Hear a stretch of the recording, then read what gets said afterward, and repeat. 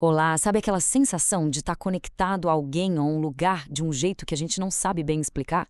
Pois é, a fonte que vamos analisar hoje usa um conceito bem interessante da física, o emaranhamento quântico, como uma grande metáfora para a gente explorar exatamente isso.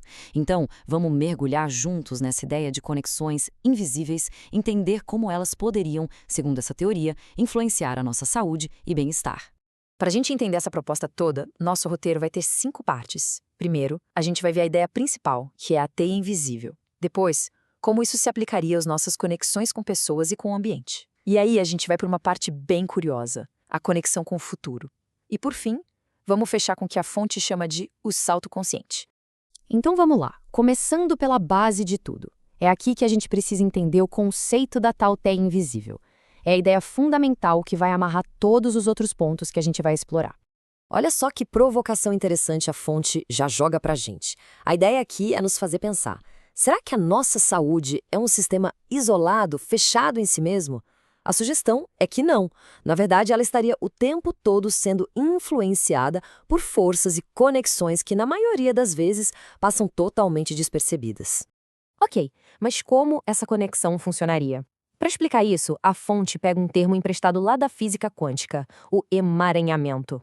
Na física, a ideia é que duas partículas que já estiveram juntas ficam tão ligadas que, mesmo separadas por uma distância enorme, o que acontece com uma afeta a outra na mesma hora. É super importante entender. Aqui, esse conceito é usado como uma poderosa metáfora para descrever as conexões humanas e com o ambiente. Beleza, então, se o emaranhamento é a ferramenta, com que exatamente a gente estaria emaranhado? A fonte aponta para 3 forças principais que estariam influenciando nossas células o tempo todo. Primeiro, as pessoas da nossa vida. Segundo, o lugar onde a gente vive, onde a gente dorme. E terceiro, e essa é mais curiosa, uma versão nossa que já existe no futuro e que já está curada. Vamos mergulhar na primeira dessas forças, que talvez seja a que a gente mais consegue se identificar no dia a dia: o emaranhamento social, ou seja, nossa conexão com outras pessoas. E aqui a coisa fica bem interessante. A fonte propõe o que ela chama de emaranhamento quântico social. A ideia é que, de forma parecida com aquelas partículas da física, nossas células estariam, de algum jeito, emaranhadas com as células das pessoas com quem a gente convive, criando um tipo de laço invisível. Tá, mas na prática, como isso apareceria? Um exemplo que a fonte cita é aquela sensação de aperto no peito quando alguém que a gente ama não está bem, mesmo que esteja longe. A teoria vai além e sugere que nossas células podem se alinhar com as frequências do nosso círculo social. Ou seja, se o grupo vibra no medo ou na doença, nosso subconsciente poderia receber isso como uma ordem. E a conclusão disso tudo é que, para se curar, seria preciso limpar esses emaranhados tóxicos. Bom, já falamos da conexão com pessoas, mas, segundo a fonte, não para por aí. A teoria diz que nós também estamos emaranhados com os nossos espaços físicos, com os lugares que a gente habita. Sabe quando a gente entra no lugar e sente uma vibe boa ou uma vibe pesada? De acordo com essa visão, isso não seria só imaginação. Nossos ambientes seriam como um campo de informação vivo, ativo. A ideia é que as paredes, os móveis, tudo ao nosso redor guardaria memórias vibracionais que poderiam, de alguma forma, nos afetar. Certo. Se o ambiente nos afeta, a pergunta é: será que a gente pode afetar o ambiente de volta? A fonte diz que sim e propõe um passo a passo. O primeiro passo é reconhecer que o seu espaço tem essas memórias. Depois, entender como elas podem estar te influenciando. O passo mais importante é usar a intenção consciente para reprogramar esse campo de energia. E o objetivo final?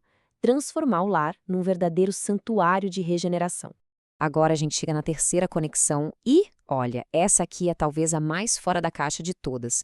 É a ideia de que a nossa relação com o tempo pode ser muito mais flexível do que a gente pensa.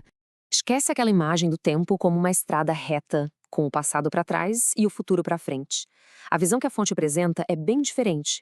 Imagine o tempo não como uma linha, mas como um oceano de possibilidades, onde vários futuros já existem, todos acessíveis a partir do agora. E o que a gente faz com isso? Bom, a aplicação prática, segundo a fonte, seria a seguinte: se uma versão sua, que já está totalmente curada, existe como uma possibilidade, então é possível se emaranhar com ela agora. E como se faz isso? Sentindo, hoje, a gratidão e a emoção dessa cura como se ela já tivesse acontecido. A ideia é que, ao fazer isso, você estaria puxando essa realidade do futuro para o presente, dando para o seu corpo um novo comando a seguir. Para fechar, como é que a gente junta todas essas peças? Falamos de conexão com pessoas, com lugares e até com o futuro. A última sessão, o salto consciente, amarra tudo isso. A grande conclusão da fonte é esta. A cura, dentro dessa perspectiva, não seria algo que acontece por sorte ou por acaso. Seria um ato consciente, um salto que acontece quando se aprende a gerenciar de propósito essas 3 conexões. Em outras palavras, a ideia é deixar de ser um passageiro e se tornar o piloto consciente da própria realidade. E para terminar, fica aqui uma reflexão. Se a gente aceitar, nem que seja só como um exercício de imaginação, que estamos mesmo conectados a pessoas, lugares e ao tempo, qual dessas conexões teria o maior poder de transformação? Talvez a resposta seja diferente para cada um de nós. Muito obrigado por acompanhar essa análise.